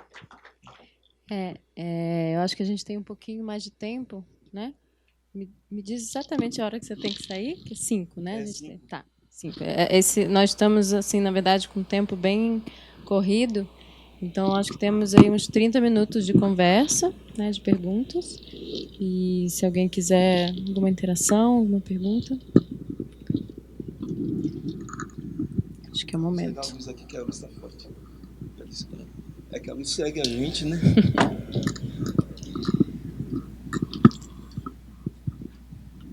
Alguém quer fazer alguma questão? Se quiser, fica à vontade. Uma questão?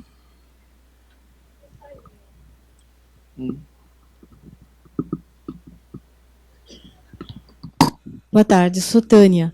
Eu gostaria de saber o que você pensa sobre ceramistas, pessoas que trabalham com arte e que fizeram uma pesquisa sobre algumas culturas e culturas que têm sua tradição ou que têm na história e na pesquisa que foram ceramistas ou que são, e, a partir disso, faz uma exposição com todo o cuidado e com toda a pesquisa.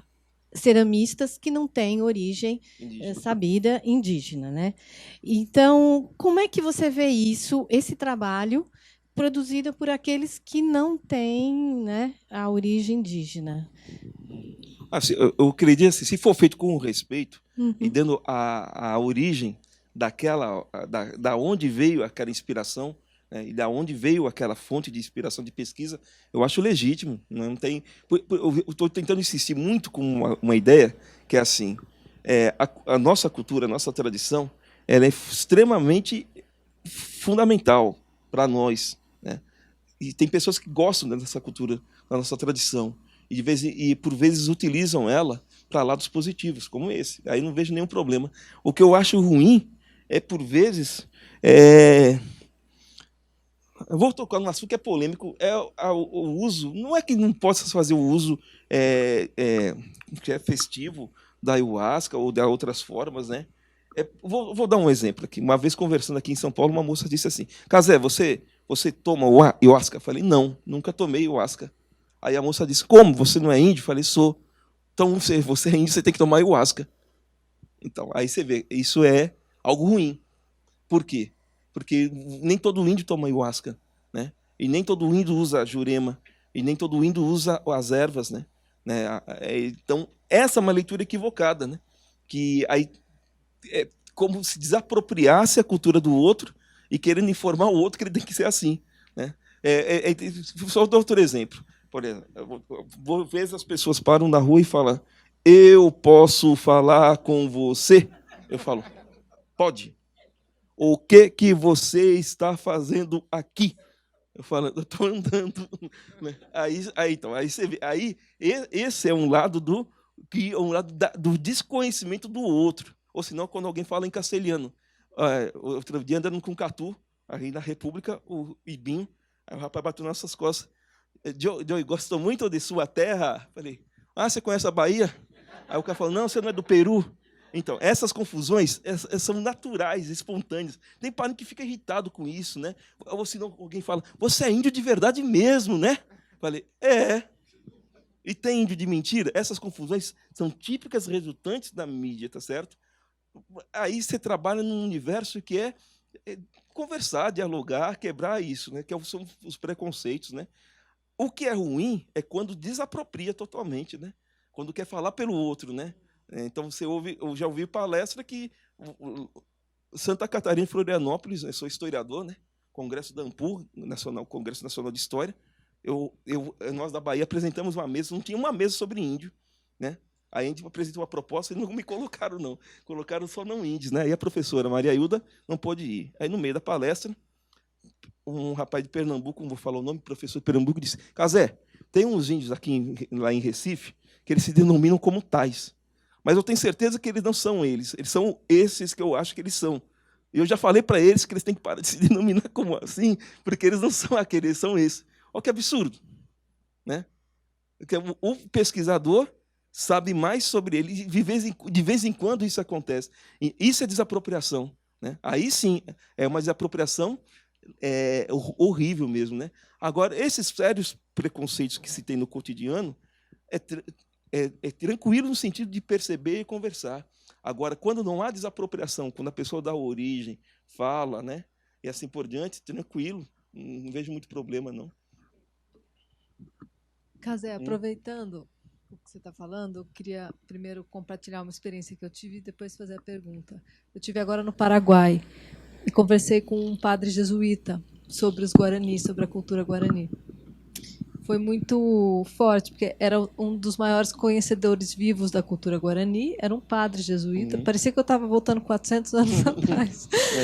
E ele me falou de um conceito que eu não sei se você sabe, de dom e reciprocidade, mas ele me falava as coisas sobre a cultura Guarani de um ponto de vista terrivelmente cristão. E ainda assim ele era um profundo conhecedor, morou 20 anos na aldeia e respeita, militante. E eu fiquei pensando nessa questão. E eu estou muito curiosa e muito atenta com os evangélicos e qual é a relação, o que está acontecendo. Eu queria saber a sua opinião e o que a gente soube. Eu vi ontem, ou antes de ontem, um vídeo de um batismo evangélico. Você tem alguma coisa para falar sobre isso? Eu tenho, com certeza. Eu conheço muitos índios, muitos parentes evangélicos, né? E que na minha leitura não deixaram de ser índio, né? Por mais incrível que isso possa parecer, né? Vou tentar explicar. Tem um movimento de caciques no Mato Grosso do Sul que eles querem reforma agrária. Eles dizem: nós somos índios, nós queremos ser produtores rurais e trabalhadores rurais. Aí eu falo: fere totalmente isso que eu acabei de falar, né? Eles são caciques que querem auxílio do Estado para se tornar produtores rurais. É índio. Esse general do Exército que está na frente da FUNAI, ele é índio. Você chega na região do norte, lá no norte, você tem de fronteira um monte de índio no Exército. Por isso que talvez Bolsonaro vai ter uma boa votação lá para cima. Você tem um monte de índio no Exército, mas é índio. Né? E essas contradições que nós, os povos indígenas, temos que viver. Né? Nós sempre vivemos, né? Se você for ver, desde o século XVI, os portugueses usaram muito as nossas contradições, nossas guerras internas, nossas disputas internas. O capitão do mato, ele era um índio, ou era um negro, ou era um mestiço. Né? Então, essas contradições são próprias da dinâmica da cultura de cada povo. E é por isso que nós temos que ter a alteridade e alteridade e autonomia de nos resolvermos no nosso território. Né? Esse ano vai ter eleição. Eu estou convidando vocês para a caminhada, mas já estou com o coração aflito aqui, porque na caminhada apareceu um monte de candidato. Né? A presidente, você vai ver, lá tem 14 caciques. Não vou falar o nome de partido, mas tem cacique que é de um partido do cara que fez a proposta do Código Florestal. Aí eu falo: ô índio, você é do partido do cara que fez a proposta do Código Florestal que fere nossa mata, mas é índio. Né? Então, essas contradições internas que fazem parte da dinâmica de todo o povo também tem entre os povos indígenas. Por isso que a gente tem que se resolver. Na escola indígena, dando uma palestra, né? Aí chegaram 2 professoras evangélicas. Ô, Casé, nós somos evangélicas e o nosso pastor proibiu de falar de Tupã, de Jaci, de se pintar, de usar o colar, de usar cocá, porque quando a gente começa a pôr no centro, a gente não se ajoelha, a gente coloca a mão na terra, né? E o joelho na terra, e Jaci, andei, Jaci. Aí eu falei: professora, você é índia, aqui é uma escola indígena. Se você está numa escola evangélica, você segue os preceitos evangélicos. Se tu está numa escola batista, preceito batista. Aqui é uma escola indígena. Né? E aí eu uso muito Paulo Freire nesse sentido. A escola para o Paulo Freire, que era para formar cidadãos, para fazer cidadania, se tornar advogados, professores, para voltar depois para a comunidade. A escola indígena, para mim, só tem um objetivo: é formar guerreiros conscientes da sua luta, da sua força, para que depois vão para a universidade e voltem para a comunidade. Não vou discutir escola indígena, não, porque isso aí também tem uma agonia. Já que a gente está falando de cosmogonia, vou tirar com cosmogonia e falar só agonia. Pois bem, aí, depois dessa professora, chegou para mim, as duas professoras, depois de 20 minutos, Casé, nós conversamos e falamos, decidimos que nós vamos fazer o Poranci pedagógico. Falei, como assim, professor? A gente vai se pintar de caneta piloto, a gente não fala Jaci, nem fala Tupã, e a gente não se ajoelha no chão, e pronto. Aí eu falei, Então, então por isso que a dinâmica... E é interessante que ela esteve lá, né? Quem conhece meus parentes, quando eu estou aqui, eu lá sou índio, não adianta falar que eu sou doutor, viu? Eu sou doutor pela FAUSP. Não pareço, mas eu sou. De vez em quando tem que falar para mim mesmo que eu sou, que eu não sei se eu sou. Né? Então, lá não adianta, né? Eu nem quero colocar um saber sapiente, não, porque as dinâmicas culturais, segundo Couchet, segundo Michel Dessertot, né? Então, nada disso, essa fala não faz. Né? Tem que ser livre-arbítrio. O ruim, quando alguém de fora, que não é índio, você não pode ser evangélico índio. Como? Claro que ele pode. Oxente, vai cuidar da sua vida, rapaz. Né? Mas isso é uma... eu fico com o coração para apertar. Eu vi a foto. Batismo coletivo, mas... Agora vou dar uma de historiador. Né? Tem o Edward Paul Thompson, no livro Formação da Classe Operária Inglesa, que ele fala a consciência de classe é a consciência que a classe tem. Fazer o quê? A consciência do índio, a consciência do índio tem. E aí não tem muito o que fazer. A não ser matar os... Matar também não. Desculpa o microfone. É não ser de fazer a discussão mesmo, fazer assim, mas não dá para dar muito palpite. Né? Eu vejo os textos, né? Não, isso tem que ser proibido por lei. Eu estou lutando pela autonomia, pela alteridade. Esse cara que me deu a porrada aqui, né? O cara andando no meio da mata, indo para a aldeia, o cara veio com um pau. É índio. Aí me estourou aqui, estourei aqui, 2 costelas, fui parar no hospital, o médico olhou, é índio, isso aqui foi costurado sem anestesia, tá entendendo? O médico, porque o médico falou, é índio, costura. Aí costurou isso daqui sem anestesia, fiquei 1 hora com 2 costelas fraturadas em pé, lá tomando soro assim, aí o médico abriu, faltou um ponto, esse um ponto aqui, por isso que a boca ficou assim, foi dado em pé, sem anestesia. Aí alguém falou, por que você não chama a polícia? Oxente, eu vou chamar a polícia, eu estou correndo da polícia, eu vou chamar a polícia eu vou usar do Estado, né, para poder... Se a gente quer querer alteridade e autonomia, é alteridade e autonomia, inclusive, para isso. Né? Eu sei que é difícil falar isso, mas a gente não é criança. Né? Mesmo os parentes que estão isolados, eles precisam ser protegidos, sim.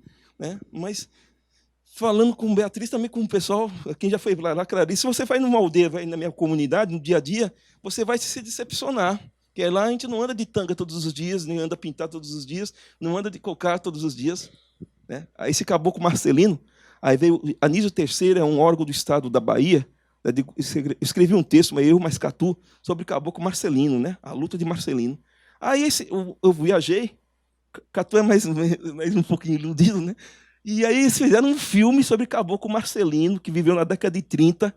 Caboclo Marcelino não andava com cocá, não usava colar, não se pintava, né? E andava com roupa de ninho branco. Aí fizeram um filme, o governo do Estado da Bahia fez um filme com o caboclo Marcelino de cocá pintado e de tanga. Oxi! Então, aí você vê o olhar externo idealizando. Aí você cai na realidade, aí você decepciona. Muito não índio, quando vai numa aldeia, no cotidiano, fica decepcionadíssimo. Né? Por conta dessa idealização, que de vez em quando é ruim. Imagine tu andando no meio da mata com a tanga. Aí o cara está te perseguindo assim, espera um pouquinho que minha tanga ficou presa aqui. Ou andando com cocá no meio da mata, né? A onça vem te pegar e você está com cocá. Espera um pouquinho que o cocá, a peninha ficou presa aqui. Isso é ritual, né? Por isso que essa questão sua é extremamente fundamental, é como a sua também, no sentido de perceber que o olhar do outro tem que ter muito... A minha aldeia, que é Guarani Tabatã, onde eu moro atualmente, não recebe visita. Não gosta. O pessoal briga para não ser visitado. Agora tem aldeia que o pessoal adora. Se souber que você vai todo mundo vestir a tanga, vai se pintar e vai colocar o colar. Né? Por quê? Porque olha só como o olhar externo é fogo. Né? Como ele sabe que você está idealizando um índio de tanga, colar e pintado, então bora nos pintar, colocar o colar e a tanga para satisfazer o olhar externo do outro. Mas por que você está de cocar e pintado? Porque a pintura amanhã é a nossa festa, né? Isso aqui é a pintura de Jaboti, né? E o cocá, porque o cocá é espiritual, maracá é espiritual, né? Mas é por conta disso, né? Então, por isso que a questão que você colocou aquela foto é terrível, né? A gente fica com o coração, não sei se vocês estão sabendo, né? Um pastor batizando em fila, né? Nossa, dói o coração. Mas o parente tem. Mas ele está sendo iludido. Oxente, você é pai dele, é? Não, ele está sendo enganado. Oxi, cuida lá da sua vida. Aí ele tem que cair. Ao mesmo tempo tem o contrário. Esqueci o nome de um povo, é um vídeo muito interessante, é um pastor que vai fazer um dicionário na língua desse povo, e aí ele começa a tentar evangelizar. E esse pastor, ao contrário, ele é indianizado. Né? Eu esqueci o nome desse povo, é muito interessante. Aí o pastor vai tentando. Ele fala: eu me tornei cristão porque minha tia se matou. Aí os índios dão risada. Aí o pastor fica falando: nossa, você está dando risada porque minha tia se matou? Não, porque ele é idiota, né? Por que ela se matou? Porque esse povo não tem essa de se matar, né? É diferente dos guaranis, né? A questão do suicídio é mais típica dos guaranis, né? Por exemplo, nós, os tupis, a gente adora dar porrada, né? A gente é da porrada mesmo, né? A gente é de esganar o outro, né? Por isso que a antropofagia é muito da nossa cultura tupi, né? Então, cada povo tem a sua pegada, né? Aí, por isso que é agonizante, mas, por favor, não idealize os povos. Idealize, assim, a nossa luta, nossa beleza, que nós somos bonitos mesmo, né, Jarbas? Né? Nossa beleza, nossa luta, a nossa cultura, mas não pode idealizar que você tem de volta a dizer, você vai ter índio votando em Bolsonaro, aí você vai ficar decepcionado e vai começar a falar mal da gente, né? Mas muito interessante a questão. Por favor. Opa, eu sou o Rodrigo e eu fiquei interessado sobre a herança espiritual que é passada pelos ancestrais na tradição da Umbanda, no Candomblé e na sua tradição também, os pajés, como ela é feita, como ela tem sido feita essa passagem dos ancestrais, por incorporação, por mensagem espiritual ou por intuição? Interessante, porque, veja só, é uma questão. Os tupinambás, os mais novos, não gostam da palavra caboclo. Porque caboclo é índio, cá é mato, oco, no meio do mato. Né? Caatinga, mato branco, caipira, PA, PA o mato, catira, pisar no mato, no chão. Né? Carpi, catira, capim, caipira, caipora, caiporã e o caboclo. Os parentes mais jovens, liderança mais jovem do Tupinambá, não gostam da palavra caboclo, porque no contexto de Olivença, a palavra caboclo, aquele não é mais índio, aquele é caboclo. Foi para descaracterizar o índio. Entre o povo Tupinambá, o povo Chucuru, não sei se o Pancararu também, caboclinho de pena, isso aqui é Pancararu, caboclinho de pena, ele não arreia, arreia, que una força é o Urubá. Os Pancararus, os Chucurus de pesqueira usam muito o caboclo. O culto do Chucuru é muito parecido com o Candomblé, puxada da Jurema, né? Vamos, minha gente, ai que uma noite não é nada. Vamos, minha gente, que uma noite não é nada. Aqui chegou Chucuru, no romper da madrugada. Aqui chegou Chucuru, no romper da madrugada. Vamos ver se nós acaba com o resto da empreitada. Você encontra esse canto em terreiro, né? Tem muitos cantos. Maré encheu, tornou, você encontra muito em terreiro de candomblé. E a Bahia é a Bahia, né? Eu não sei se você sabe que você mora na Grande Bahia, que existe a Bahia e o resto do mundo. Você mora no resto do mundo. Essa aqui é a Grande Bahia, na verdade, né? Existe a Bahia e o resto da Bahia, que são vocês aqui. Então, na Bahia, a Bahia Margareth Menezes, agora, depois daquela música Demarcação já, ela está cada vez mais se assumindo como afro-indígena. Né? Você tem lá no meu Olivença, né? Você tem cada baita negão. Olha o negão, você é índio? Índio. Ele é índio É negão. Você tem um cacique chamado Cacique Negão. Né? Você tem cacique que o pai de santo é pai de candomblé. Desculpa, que o pajé é pai de santo. Aí eu gosto bastante, porque tem lastro, né? Tem a terra como chão, tem a espiritualidade da terra, do lastro da terra, não tem texto, né? Não tem texto sagrado para ser seguido, né? Não tem igreja. Você tem a natureza como encantar. Tem muito área de contato. Os mais antigos de Tupinambás gostam da palavra caboclo, caboclo Marcelino. No seminário que a gente fazia, era seminário caboclo Marcelino. Os mais jovens, não, caboclo Marcelino é índio. Aí os mais velhos, não, caboclo Marcelino é o caboclo Marcelino. Sabe como a gente resolveu? A gente colocou seminário índio caboclo Marcelino para resolver. Porque a palavra caboclo era contextual, como a palavra índio. Daniel Munduruku, ele está batendo bastante na palavra índio. Para nós não, muitos para os índios nordestinos, a palavra índio tem sentido, porque é contextual. Se você chegar em Olivença e falar, e a caboclo? O índio não vai te responder, não. Se você é um branco, você não é um índio, chama um índio de caboclo, o índio não vai gostar. Agora, um índio chamou, e aí, caboclo, beleza, caboclo? E aí, caboclinho? Meu pai chamava eu de caboclinho, eu chamava ele de caboclão. Mas é entre a gente, né? Então, tudo isso para ele dizer que eu vejo profundas áreas de contato, tá certo? Mas não é a mesma coisa, é diferente. Mas é quase muito parecido. Você vê a puxada do mastro.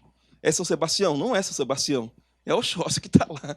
Né? Por mais que o padre fique falando São Sebá lá é Oxóssi. A bandeira do divino.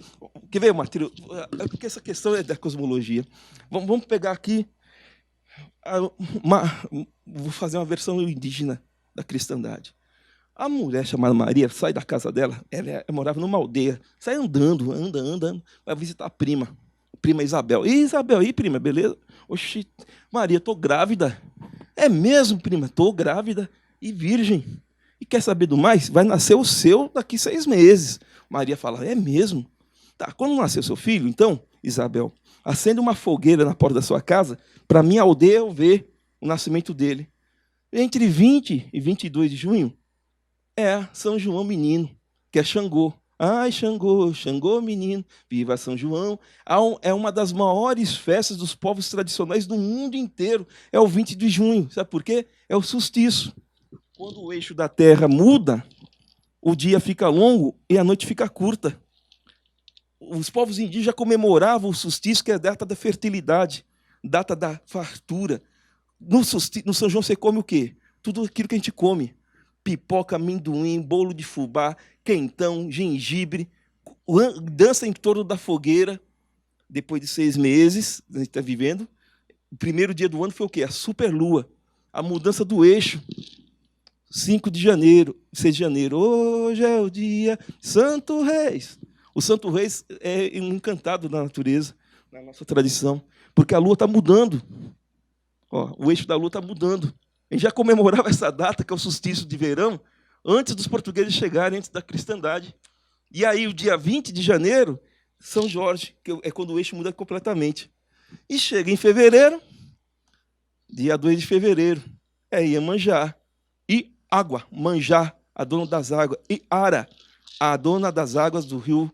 Né? Aí, todos esses calendários cristãos está presente na cosmologia indígena, né, dos povos ligados à terra, são datas de fertilidade.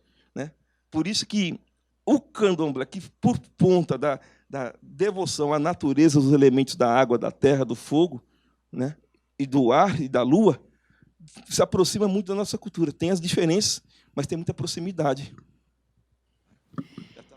Só dar um fechamento assim, e convidar, na verdade, para saindo daqui, para que vocês possam ver algumas obras que eu acho que estão dentro realmente desse núcleo de cosmovisões, que é exatamente essa que você comentou, do Emo de Medeiros, do Benin.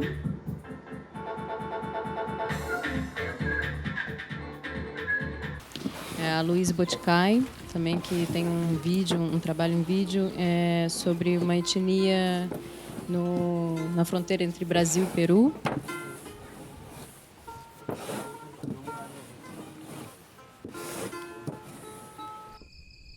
O Felipe Pérez, do Peru, também. São uma trilogia de filmes sobre o espaço sagrado peruano.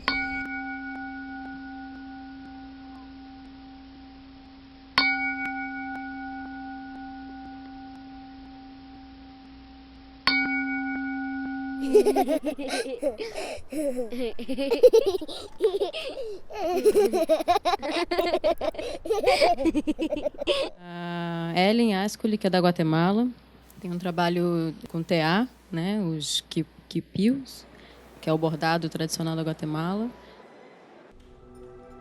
E o Andrés Padilha, que é na sessão de vídeos, que é amanhã às 4, se eu não me engano, que é a sessão do Andrés, que é o mexicano, falando da cultura maia.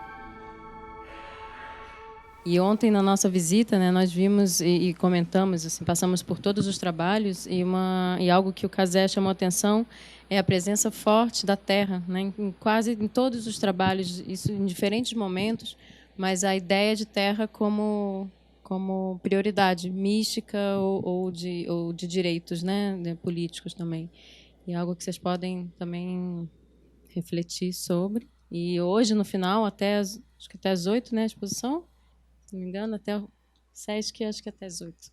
E até às 9h30. Até às 9h30 e amanhã o dia inteiro como último dia. Não sei se você quer fazer falar... um canto de encerramento. Mas vocês têm que ficar em pé. Vocês têm que ficar em pé e batendo o pé aqui. E, por final, assim, só uma última fala é que eu acho que o direito, a questão indígena hoje é a questão de terra, né? Então, acho que se cada um sair daqui... Pode ficar aqui também, Beatriz. Ó, a gente vai... Com essa ideia na cabeça, vocês vão bater o pé aí, viu? Demarcação já. É certo que o ritual a gente faria no círculo, mas não tem como fazer círculo. Tem, mas não tem tempo. Então, vamos lá.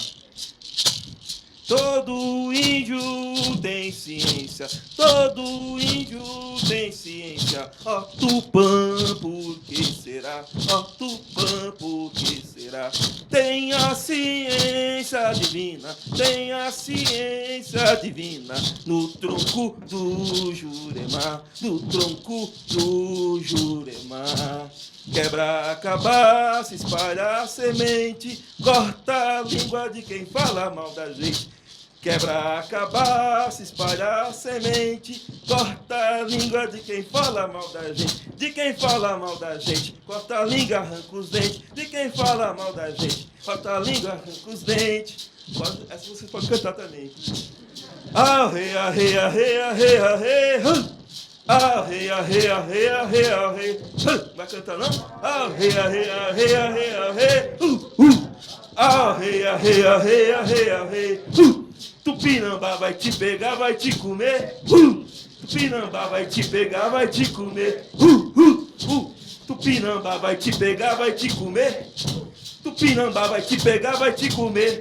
Tupinambá vai te pegar, vai te comer. Tupinambá vai te pegar, vai te comer. Tupinambá vai te pegar, vai te comer. Tupinambá vai te pegar, vai te comer. Ao ele, ao ele. Obrigado, viu, gente? Obrigado, Beatriz. Obrigado, Espaço. Vou ter que sair correndo, viu?